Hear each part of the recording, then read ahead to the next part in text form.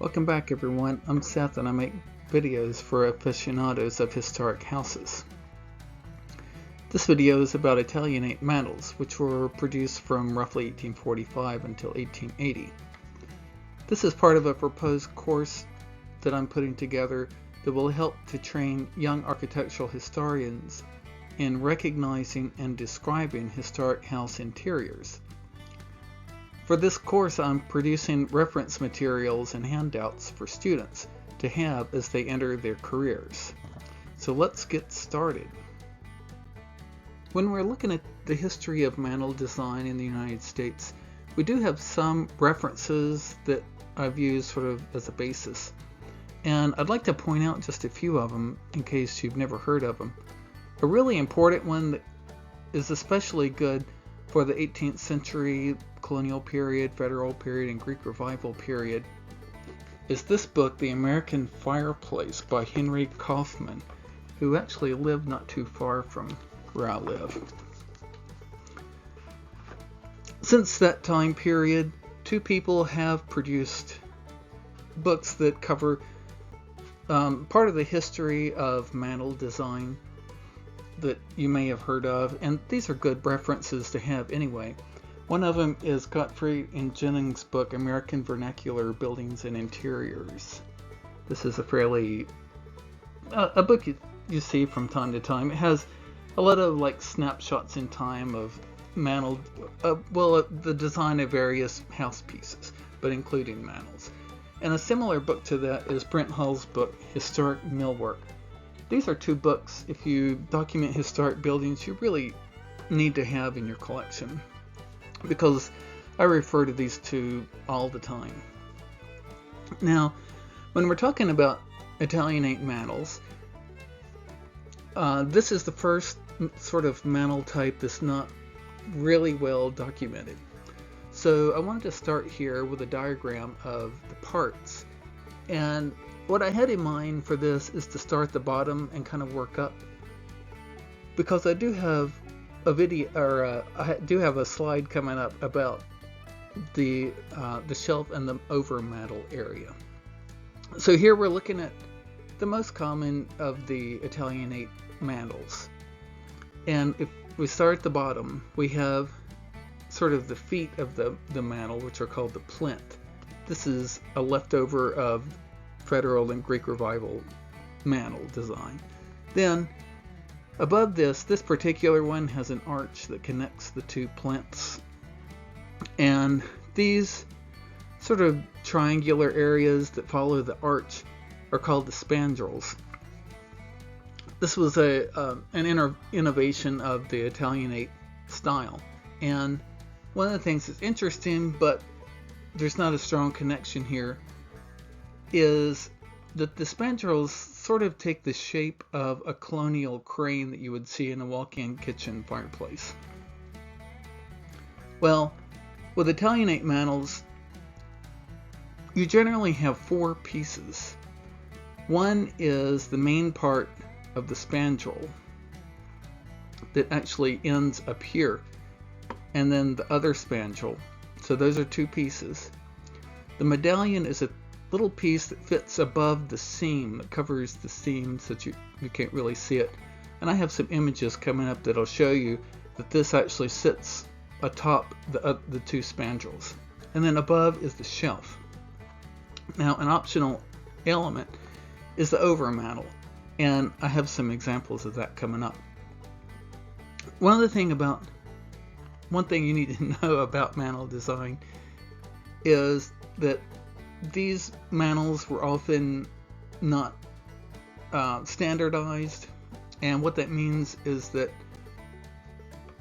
the opening of your firebox may not fit a mantel exactly.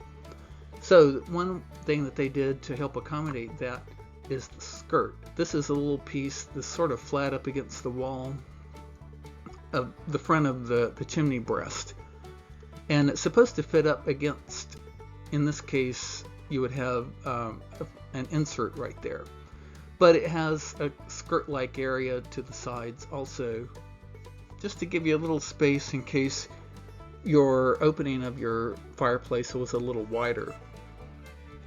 And during the Italianate period, overmantels serve that same purpose. They're just a little flat piece against the wall, with a very few exceptions. When you're talking about Italianate mantels, one thing you have to discuss are summer fronts, because this is almost only found with Italianate mantels. It is found with some other mantels, but not as frequently. Summer fronts served a specific purpose, because beginning in the mid-1800s, the sizes of chimneys were really too big for the wood and coal burning stoves that were in use at the time. So masons were building smaller chimneys, but they were also building them with a very straight flue. And one of the results of that is when you had wind that would come down the chimney, it would push all of that dirty air and soot and creosote all into the house and just mess up everything in that room. So the point of the summer front was to be placed in that hole that below the mantle. And if you do have a downdraft, this would capture all the creosote and ash and stuff that's in the chimney, so it won't get blown out into the room. But it has these holes in it so that you can see that air could come out those holes. The wind that's coming down the chimney, that would be able to come through, but not the stuff that you don't want. Now, what ended the Italianate period was the work of this architect, J. Pickering Putnam. He's the one who realized that chimney design in the mid-19th century created this problem, and so he got people to start creating crevices on either side of a chimney so that if you have a downdraft, the stale air, the dirt, the smoke would go to the side, so only clean air comes down. So between that and the summer front, he eliminated that problem of all kinds of nasty air and soot and stuff coming out in the room whenever you have a downdraft.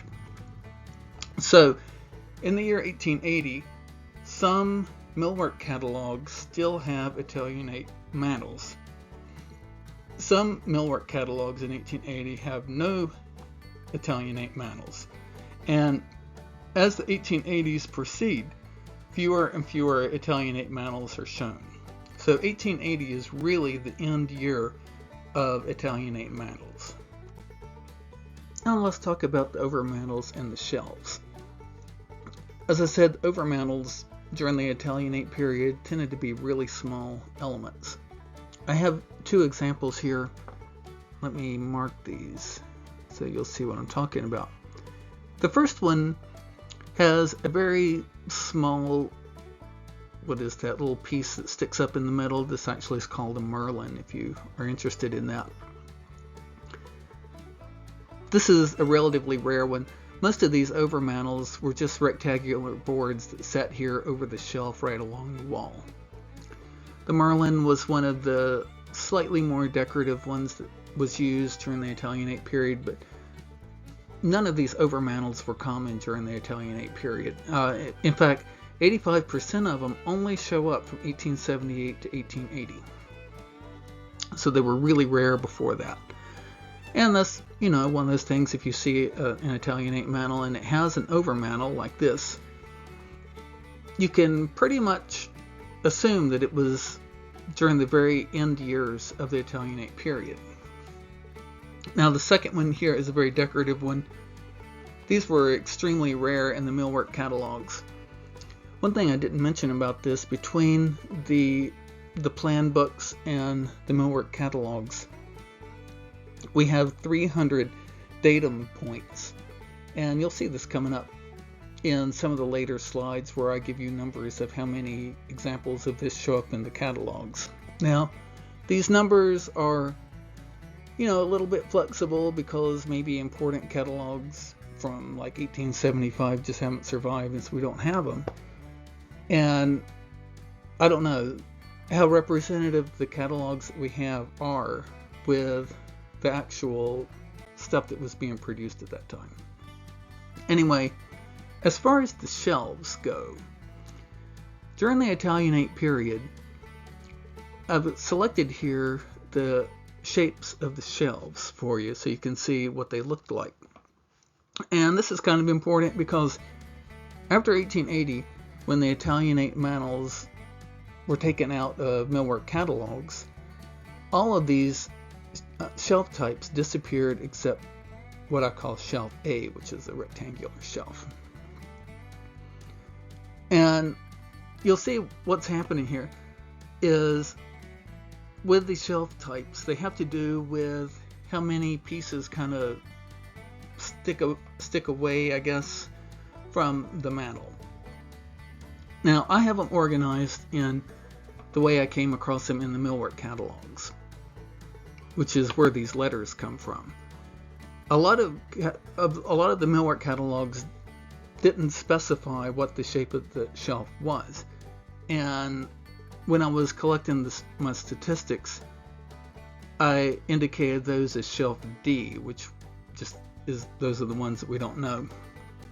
That's why D is missing. But you'll see, if the area that sticks out is in the center, that's shelf E. If you have two of these, and I don't know what the names of these are, I call them bulbs. There may be some better label for this I haven't come up with yet. This is what distinguishes these shelves. So C has 2 bulbs, B has 3, G has 5. F is a somewhat rare mantle. It's not overly aesthetically pleasing from my perspective, but it has a merlin in the middle, which means the shelf is broken up into sort of 3 areas. And I will mention this as we go through the types of Italianate mantles in the coming slides, because this is sort of interesting. And you know, whenever you're documenting a historic house, you need to mention this. You don't have to say, well, this is shelf C, because nobody's going to know what that is. But you can say this mantle has 2 bulbs or 3 bulbs or 5. Now, out of all of these, A is by far, well, I was going to say it was by far the most common. Not by far, because these other ones were in some use during the Italianate period. Some of them are not rare at all, like B is not rare, E is not rare, C is fairly rare, and F. But I'll get into that more as we get into the individual types of Italianate mantles. This is just a really quick slide. I wanted to show you the 3 general types of Italianate mantles, and I have slides of the subtypes of each one of these coming up. But here are these numbers. You can see the arched mantles appear in millwork catalogs 141 times from 1869 to 1880. That's 47% of the entirety of mantles that are offered for sale during this period. Geometric mantles are 120, which is 40%, and rectangular mantles, which are the continuation of Greek Revival mantles, Federal mantles, only 38 instances in the millwork catalogs, which is only 13%. So these were fairly rare, but some market probably existed because people who had mantles like this already that got damaged or something, they might want to buy a new mantle, so they could do that to replace what they had. Now let's look at the arched mantles with a spandrel. This is the most common of the Italianate mantles. This is whenever somebody says, hey, I have an Italianate mantle, this is almost always what they mean. And this is the one that I described earlier. It has the spandrel, the medallion, the shaped shelf, the arched opening. This one happens to have a skirt here, and the pieces, I don't know of a label for these two. There's sort of a skirt-like element. With these arched mantles with a spandrel, 58% of them have the 3 bulb shelf, which is what we have here, 1, 2, 3. 22% have a rectangular shelf, and 12% have the 5 bulb shelf, which has an extra bulb here and here. The next type of arched mantles are the ones that I call the decorative arched mantles, because the plain arched mantles had the spandrels with no decoration in here inside the sort of triangle area. The decorative arch mantles could be either richly decorated like the one you see on the left, with all of these are all pressed wood elements here, or just somewhat decorated, like this one's not overly decorated, but you have extra pressed wood elements over here too. And there weren't very many of these. There are only 28 in the millwork catalogs. And I wanted to show you just one thing. When we're talking about mantel shelves, the decorated ones are the ones that have the greatest variety of mantel shelf. The most common was the one that had the like central protruding element in the middle. The rectangular shelf was the second most common, but this decorative arched mantel category is the only one that had these Merlin shelves. And another thing that's really important about this is the Merlin shelves only show up in the catalogs from 1877 to 1880. So this is again late Italianate stuff. Now this is great information because if you see one of these, you only have 4 years to choose from when this was produced. And this is information that you're not going to find in any of the books about mantels. The companion to the decorative are the plain arched mantels. Plain arched mantels have the distinction that the spandrel is not expressed at all. It's just a solid piece of wood. Italianate mantels were almost all wood or slate. Those were the two primary materials. Not many of these show up in the millwork catalogs though, only 10.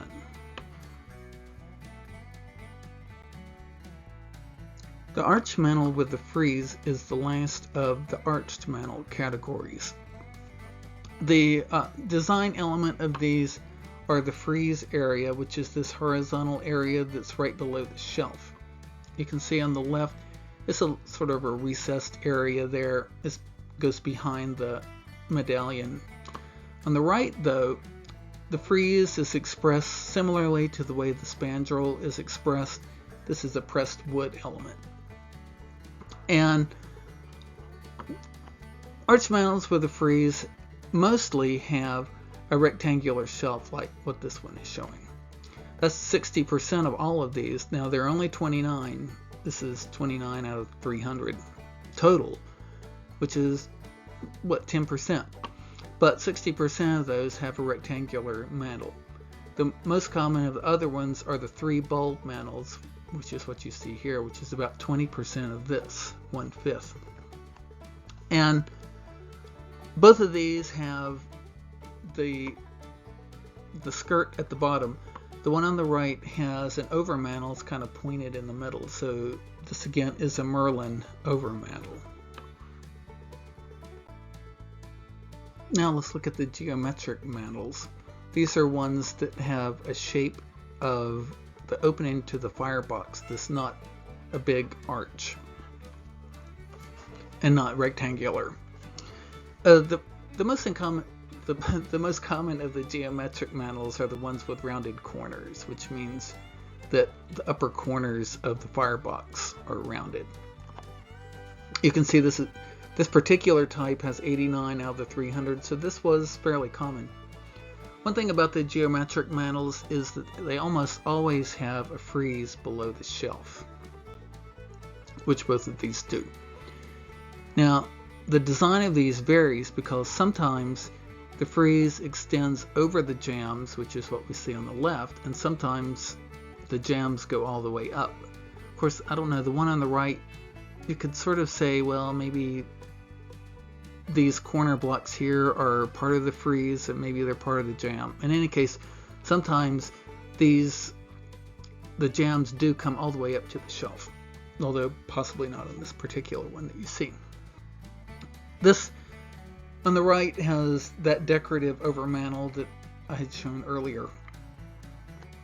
Now, of these rounded corner mantels, 59% of them, 59% of the 89, have a rectangular shelf like what we see here.